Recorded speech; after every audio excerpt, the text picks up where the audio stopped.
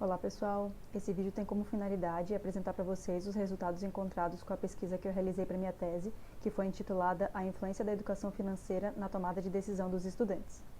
Eu queria começar agradecendo primeiro todas as pessoas que se envolveram de alguma forma com essa pesquisa, que no caso foi principalmente a diretoria do Machado, principalmente a diretora adjunta Michele, que foi super parceira, me ajudou bastante, também a diretora Regiane e a ex-diretora Solange, que ajudou a gente um pouco no ano passado, quando a gente começou a discutir sobre essa pesquisa.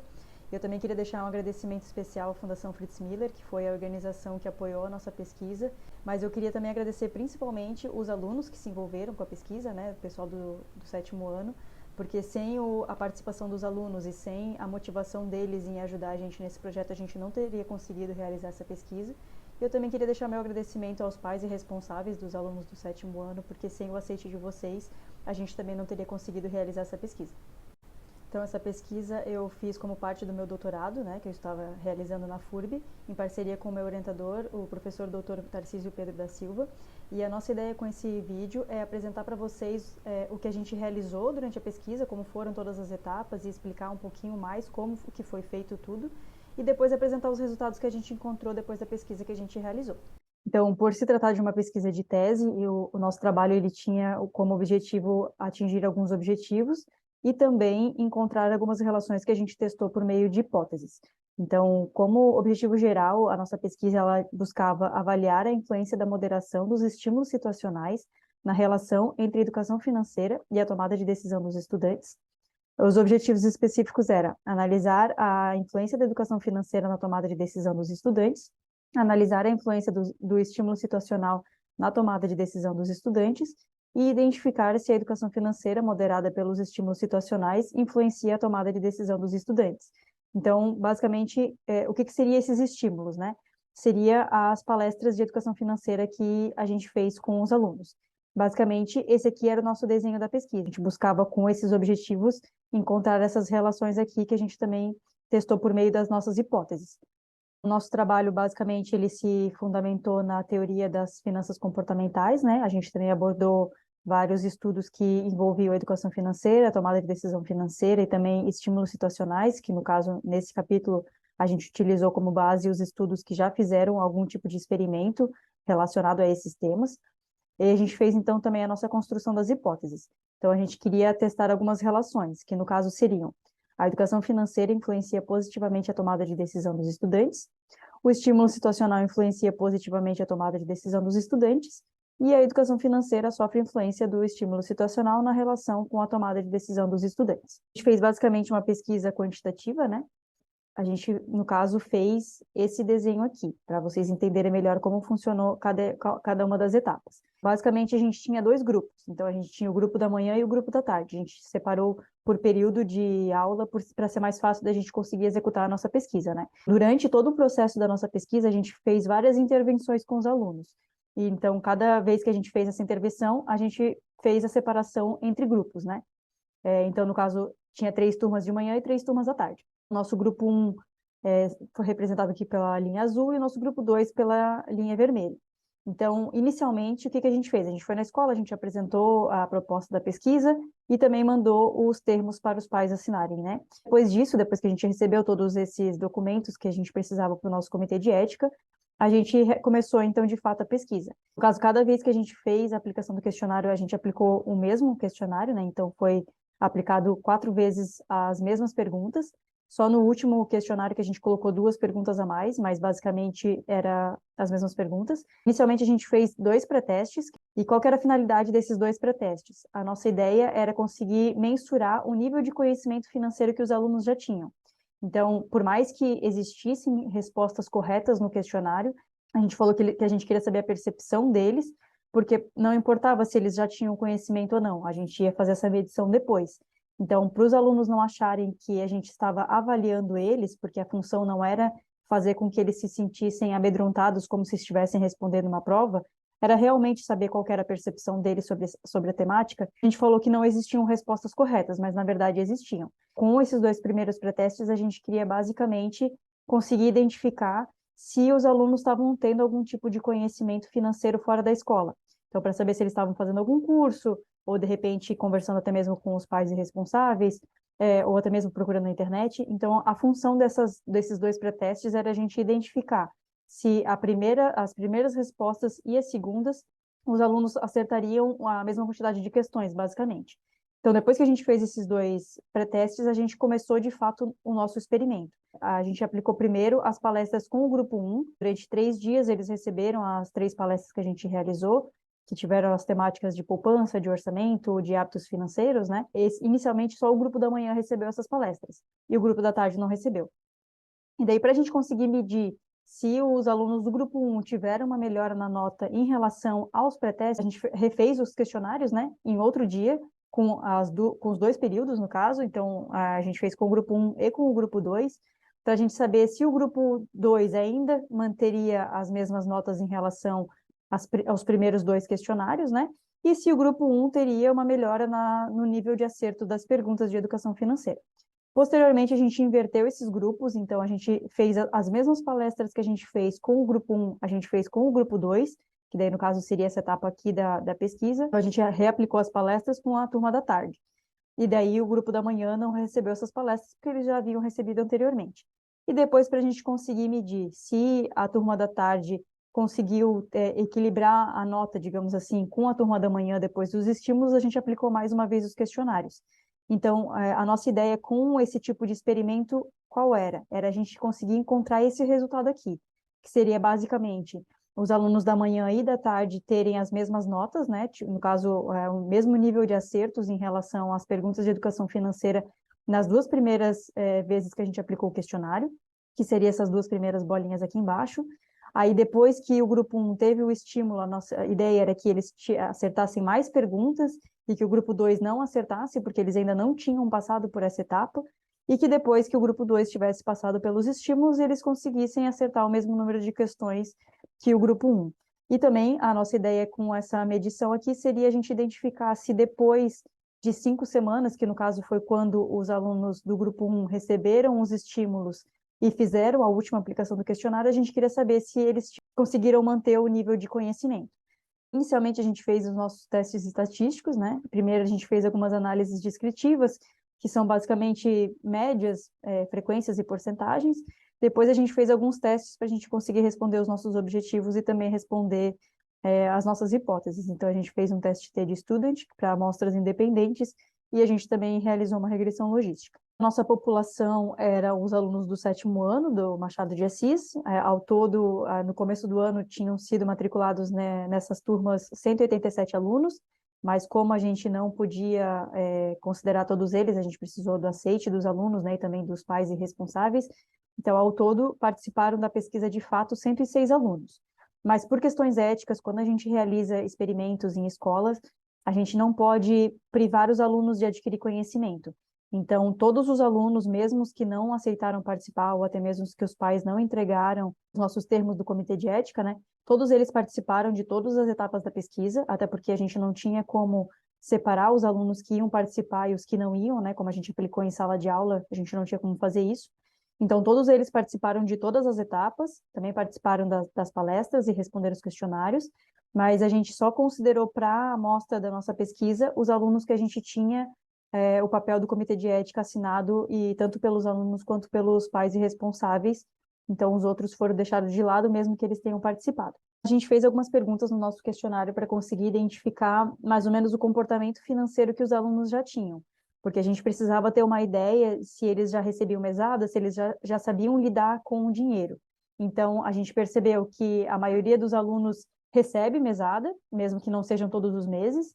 A gente também conseguiu identificar que a maioria dos alunos, que no caso, dentre os que recebem dinheiro, né, eles costumam economizar. Então, a gente fez a pergunta relacionada ao mês anterior, então a gente percebeu que mais de 50% desses alunos, eles tinham economizado algum tipo de dinheiro no mês anterior. No último questionário, a gente acrescentou 2 perguntas para saber se os alunos já conversavam com os pais responsáveis sobre dinheiro em casa antes desse projeto, né? Então, a gente identificou que os alunos já conversavam sim, mesmo que não com frequência, antes do projeto, né? E a gente identificou que esse número aumentou depois do projeto. Então, a gente já viu uma melhora nesse nível de diálogo dentro das famílias depois que a gente começou esse projeto. Então, para a análise dos dados, eu vou apresentar só alguns resultados para vocês, porque senão o vídeo ficaria muito longo, mas eu vou fazer algumas comparações apresentando tanto o grupo 1 quanto o grupo 2 e algumas comparações que a gente fez entre eles. A gente não fez a análise individual dos alunos, a gente fez somente como grupo. Um dos primeiros cruzamentos de dados que a gente fez foi para a gente conseguir identificar alguns padrões de comportamento financeiro que os alunos teriam. Como a gente já sabia inicialmente que talvez nem todos os alunos teriam o hábito de mexer com dinheiro, porque talvez não recebem mesada ou não ganham dinheiro com frequência, a gente criou um cenário onde a gente oferecia para eles, entre aspas, né? A gente botava no cenário ali que eles teriam R$ 100 para gastar em 10 categorias. Então, a gente queria saber, com essa pergunta, basicamente, se eles estariam dispostos a alocar uma parte do dinheiro para a poupança e também para a gente conseguir identificar se, no total de gastos, eles se manteriam dentro do orçamento, porque seriam só R$ 100. A gente fez as médias por grupo para a gente conseguir identificar e também fez nos diferentes tempos que a gente fez a pesquisa. Como a gente aplicou o questionário 4 vezes, a gente geralmente fez ou análise de 2 períodos ou análise de 3 períodos, que seria o pré-teste, o teste e o pós-teste, para a gente conseguir identificar como eles responderam antes das palestras e depois das palestras. Então, a gente pôde perceber em relação à poupança que o grupo 1, eles já tinham uma propensão a poupar antes de participar das palestras, né? Só que, ao mesmo tempo, eles não se mantiveram dentro do orçamento. Então, na média geral do grupo, eles gastaram mais do que R$ 100. Mas a gente identificou que depois que eles passaram das palestras, eles tiveram uma propensão maior de poupança, então eles aumentaram o nível de poupança e diminuíram os gastos. Então, por mais que eles ainda tenham passado um pouco do orçamento dos R$ 100, eles diminuíram em relação ao período anterior. Já o grupo 2, quando a gente analisou o período antes das palestras e depois das palestras, a gente percebeu que eles também já tinham a propensão, né, de poupança e também passaram do orçamento, mas ao mesmo tempo depois das palestras, eles aumentaram um pouco essa propensão de poupança, mas, ao mesmo tempo, eles aumentaram também o nível de gastos. Então, a gente não mediu com a nossa pesquisa o porquê que isso aconteceu, mas alguns estudos que já foram realizados anteriormente, eles apontam que o conhecimento dos adolescentes, geralmente, ele já no conhecimento financeiro, né, ele já é um pouco limitado, e, além disso, os adolescentes, eles costumam ter uma falta de interesse sobre o assunto. Então, a gente imagina que alguns resultados negativos que a gente encontrou em relação ao grupo 2 e que a gente não encontrou com o grupo 1 foi justamente porque a gente identificou durante a aplicação tanto dos questionários quanto das palestras que o grupo 1 ele se demonstrou mais interessado em participar do estudo do que o grupo 2. Então, a gente imagina que pode ter sido isso, ou também pode ter sido o fato de que os alunos acabaram ficando um pouco cansados de ter que responder o questionário mais de uma vez. Isso também pode ter refletido nos nossos resultados. Mas como a nossa pesquisa não havia previsto isso poderia acontecer, então a gente não tem como afirmar com certeza se foi realmente isso. Mas, basicamente, a gente conseguiu identificar que, quando se trata de poupança, o conhecimento de educação financeira que a gente ofereceu para os alunos, ele foi positivo, né? Então, no caso, os alunos eles tiveram uma propensão maior de guardar dinheiro, e, ao mesmo tempo, a gente pode dizer que eles tiveram uma propensão de gastar um pouco menos, mesmo que o grupo 2 não tenha tido o mesmo resultado que o grupo 1. Dentre os testes que a gente fez com o teste T, a gente queria identificar duas coisas. Primeiro, a gente queria identificar padrões dentro do próprio grupo, né? No caso, entre o grupo 1, a gente queria fazer análise entre os períodos que a gente fez a pesquisa, e no grupo 2 também, obviamente, né? E depois a gente queria fazer algumas comparações entre os grupos, para a gente saber se teve diferença entre eles. Então, basicamente, a primeira comparação que a gente fez com o grupo 1 foi se nos 2 pré-testes eles tiveram as mesmas notas, né, para a gente saber se eles estavam tendo o mesmo nível de conhecimento, para ver se ninguém estava adquirindo conhecimento fora, e a gente pôde perceber que, no caso, as respostas dos alunos ficaram bem semelhantes, então eles não estavam tendo nenhum tipo de conhecimento fora da escola. A princípio, se tiveram, não foi identificado no questionário.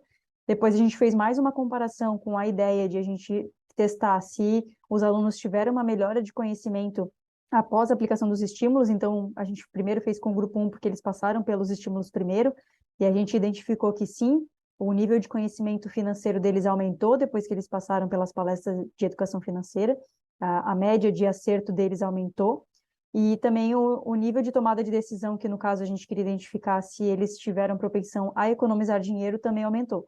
Então, com o grupo 1, a gente identificou que os estímulos de educação financeira, elas favorecem a tomada de decisão dos alunos e também aumenta o nível de conhecimento deles.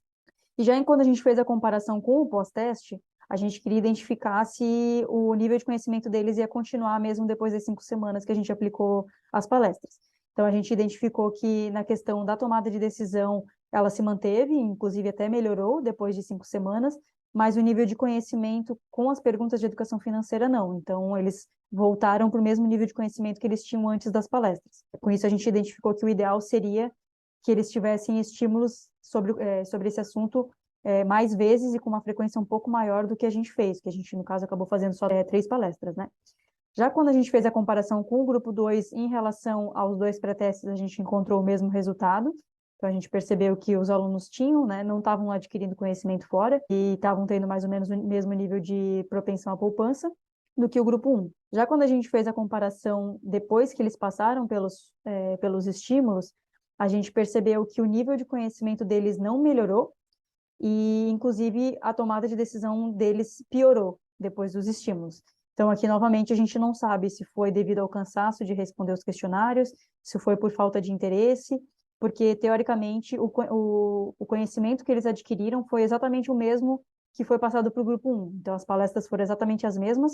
A única diferença foi que a gente notou, né, que no caso foi por parte da gente aplicando a pesquisa, foi justamente o fato de que eles se demonstraram um pouco menos interessados do que o grupo 1, porque as etapas ocorreram dos questionários nos mesmos dias que o outro grupo, e as palestras foram feitas no mesmo formato e com o mesmo conteúdo que foi feito para o outro grupo. Então, a gente imagina que seja por falta de ou cansaço ou por falta de interesse dos alunos. Depois a gente fez uma comparação entre os grupos para a gente conseguir identificar se o grupo 1 estava tendo notas diferentes do que o grupo 2, principalmente nos diferentes momentos da pesquisa, né? Então, o primeiro teste que a gente fez foi com a finalidade de a gente identificar se no momento que os alunos do grupo 1 já tinham passado pelos estímulos, se a nota deles tinha sido melhor do que a nota dos alunos do segundo grupo que ainda não tinha passado. Então, com o teste, a gente identificou que sim, a média dos alunos do grupo 1 estava maior do que a do grupo 2, e eles tinham uma propensão maior de tomar melhores decisões financeiras do que o grupo 2, porque eles ainda não haviam passado pelos estímulos situacionais, no caso, as palestras. Já quando a gente fez uma comparação com o período de teste e de pós-teste, que daí, no caso, tanto o grupo 1 quanto o grupo 2 já haviam passado pelas palestras, a gente conseguiu identificar que o grupo 1, ele teve notas melhores do que o grupo 2, apesar de a diferença não ter sido tão acentuada, mas quando a gente fala de tomada de decisão, a gente identificou que o grupo 1 teve uma propensão bem maior de economizar dinheiro do que o grupo 2. Inclusive, o grupo 2 teve um declínio, né, na tomada de decisão em relação ao período anterior. Já quando a gente realizou o cruzamento ali, a comparação com o período de pós-teste de ambos os grupos, que daí, no caso, ambos já tinham passado pelos estímulos, e, no caso, o grupo 1 já havia passado 5 semanas, né? A gente percebeu que as notas dos alunos ficaram bem semelhantes, praticamente iguais, então, com esse pequeno declínio no decorrer das 5 semanas, os dois grupos se equivaleram nas notas de educação financeira, mas, ao mesmo tempo, o grupo 1 ainda se manteve com uma propensão maior de economizar dinheiro do que o grupo 2. Então, o nosso objetivo geral, né, ele buscava, então, avaliar a influência da moderação dos estímulos situacionais na relação entre a educação financeira e a tomada de decisão dos estudantes. Então, por meio dos nossos resultados, a gente conseguiu identificar que, de forma geral, os estímulos situacionais, que no caso da nossa pesquisa foram as palestras, elas auxiliaram, sim, os estudantes a tomarem melhores decisões, mas essa melhora ela não foi tão acentuada e a gente conseguiu identificar principalmente no grupo 1, que teve resultados melhores do que o grupo 2. Já quando a gente traçou os nossos objetivos específicos, né, então a gente tinha o nosso objetivo A, que pretendia analisar a influência da educação financeira na tomada de decisão dos estudantes, a gente conseguiu, então, identificar nos nossos resultados que sim, a educação financeira ela influenciou a tomada de decisão dos estudantes, porque através do conhecimento que eles adquiriram com as palestras, eles tiveram uma propensão de tomar melhores decisões, e a gente identificou que, no caso, essa influência foi positiva, então, por isso que a gente não rejeitou a nossa hipótese A. Mas a gente também pode perceber que esses resultados na nossa amostra, eles existiram, né, mas não foram tão acentuados. Já o nosso objetivo B, a gente então buscava analisar a influência dos estímulos situacionais na tomada de decisão dos estudantes. Então, a gente pôde perceber que sim, os estímulos situacionais, que no caso foram as nossas palestras, né, elas auxiliaram os estudantes a tomarem melhores decisões e também apresentaram uma influência positiva. Então, a gente não rejeitou a nossa hipótese B. Mas quando a gente analisou de forma individual, a gente pôde perceber novamente que o grupo 1 teve resultados melhores do que o grupo 2. E, por fim, a gente tinha o nosso objetivo C, que então buscava identificar se a educação financeira moderada pelos estímulos situacionais influencia a tomada de decisão dos estudantes.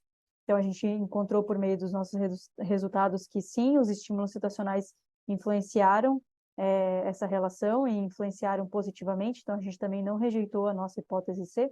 E, a partir disso, então, a gente também confirmou a nossa declaração de tese, que era os estímulos situacionais potencializam a relação entre a educação financeira e a tomada de decisão dos estudantes.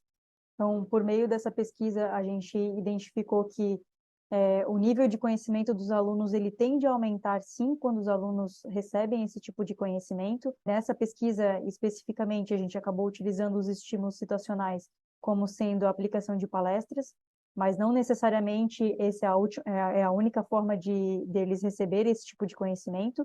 Existem algumas pesquisas que já apontam que existem outros estímulos que também funcionam, principalmente conhecimentos através de cartilha, e até mesmo quando os alunos assistem peças de teatro voltadas para esse tema. Então, a gente identificou que sim, se o governo focar em ações que possam trazer esse conhecimento para as escolas, seja por meio de palestras, trazendo profissionais de fora da escola para oferecer esse conhecimento, ou até mesmo seja por meio de formação dos professores para que eles possam trazer esse conhecimento para a sala de aula, a gente conseguiu identificar que isso pode sim aumentar o conhecimento dos alunos e isso vai sim refletir na tomada de decisão deles. E apesar de os alunos hoje não precisarem tomar grandes decisões financeiras, a gente precisa começar a pensar que esses jovens de hoje vão ser os jovens que vão ser inseridos no meio financeiro lá na frente. Então, se a gente começar a ofertar esse tipo de conhecimento já desde a base, a gente pode trazer consequências positivas para a nossa sociedade como um todo, principalmente se a gente considerar no nível de endividamento das famílias. Porque se os alunos começarem a aprender a criar orçamento, a fazer poupança já desde jovens, a tendência é que esse conhecimento que eles adquiriram hoje vai refletir lá na frente. Então, com isso, a gente vai conseguir diminuir o nosso nível de endividamento como população num todo, e isso vai refletir na nossa economia como um todo também, porque a gente vai ter uma população ativa financeiramente, com um poder aquisitivo maior e sabendo tomar melhores decisões. Então, a tendência é que isso reflita na sociedade como um todo de forma positiva.